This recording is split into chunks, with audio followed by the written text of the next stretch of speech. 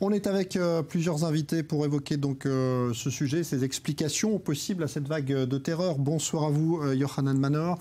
Vous êtes politologue spécialisé dans l'impact justement de ce conflit israélo-palestinien dans les livres scolaires. C'est aussi souvent des explications données à cette haine qui perdure. Bonsoir à vous, docteur Eddie Cohen. Vous êtes orientaliste, spécialiste également de cette incitation. Et puis Amir Badran qui est là. Bonsoir. Vous êtes avocat ici à Yafo. Mais ce qui se produit en ce moment, c'est tout simplement une rumeur, même plus qu'une rumeur, une insistance pour dire que Al-Aqsa est en danger. Ce qui est une contre-vérité, mais ça marche. En fait, on n'est pas en train de parler de rumeurs, mais on est en train de parler des actes et de mesures qu'essaye le gouvernement israélien ou les extrémistes de mettre en place, de mettre des évidences, des faits, pour en fait justement changer la présence dans les esplanades de la mosquée. Moi, simplement, ce que je veux dire, c'est que je trouve lamentable d'inventer des choses. Lamentable. Parce qu'en fin de compte, vous êtes la victime d'une propagande pure et simple. Quand je dis fiction, c'est bien fiction. Il n'y a pas de souterrain, il n'y a pas de travail. D'ailleurs, quand vous parlez de la cité de David, c'est tout à fait en dehors. Exactement, on est en train de parler au-dessus. Ouais. Pas au-dessus. Mais non, vous avez commencé par de parler de la cité de David. Là-bas, il se passait des choses terribles. C'est un site archéologique tout à fait en dehors. Bon, alors il faut être sérieux. Non, on est tout à fait sérieux. Non, vous n'êtes pas sérieux. Les extrémistes de Iran, de l'association Ava, ils sont très sérieux là-dessus. Vous-même, vous tombez la victime. Ah non, alors là, absolument. Je vous renvoie de lire l'article de Haaretz qui parle là-dessus. Haaretz ou non, vous n'avez strictement rien à dire. Mais vous parlez au-dessus. Qu'est-ce qu'au-dessus? Vous reprochez à des gens de monter sur le temple et de prier. Vous vous rendez compte? Monsieur, c'est la loi, c'est la haute cour de justice israélienne qui s'est prononcée là-dessus.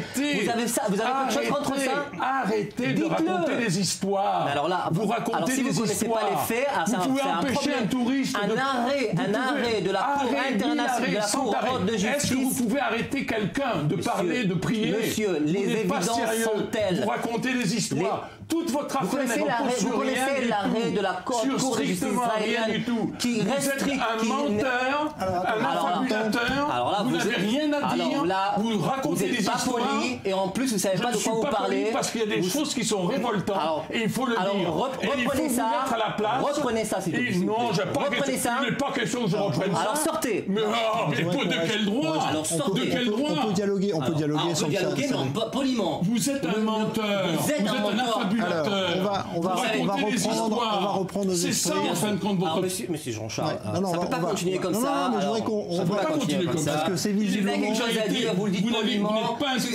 Vous n'êtes pas un bonhomme responsable. Vous n'avez rien de responsable. Vous êtes un menteur, un affabulateur. De la Cour internationale, de la Cour, et ensuite on vous abuse. Et en plus vous comprenez rien. Alors arrêtons là, parce que là visiblement vous n'arriverez pas à dialoguer. Oui, je peux continuer comme ça. Pour ne pas faire une discussion concrète. Ça vous gêne quand on vous donne les faits dans les yeux. La manière dont vous procédez. Alors laissez-moi continuer. Parlons un peu de ce qui est ainsi. Voilà comment vous procédez. Vous racontez des histoires. Vous racontez une chose qui n'existe pas et après vous dites que c'est au-dessus. Qu'est-ce que c'est au-dessus? Alors, vous êtes incapable de le montrer, incapable de le dire.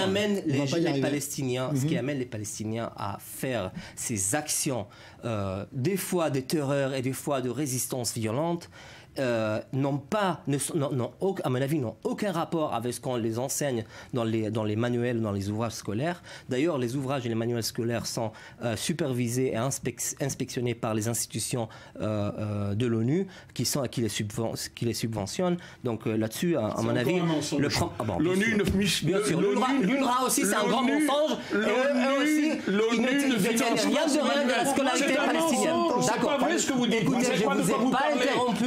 Ce sujet-là, je ne vous ai pas interrompu. Alors, ayez la racontez des histoires. Vous racontez des mensonges. Quand on parle de la famille Dawabché, écoutez, quand on parle de la famille Dawabché qui a été brûlée vive, ce n'est pas normal. Vous ne pouvez pas raconter des mensonges. La question principale qui a été la question principale sur la question. Vous n'arriverez pas, je vais être obligé.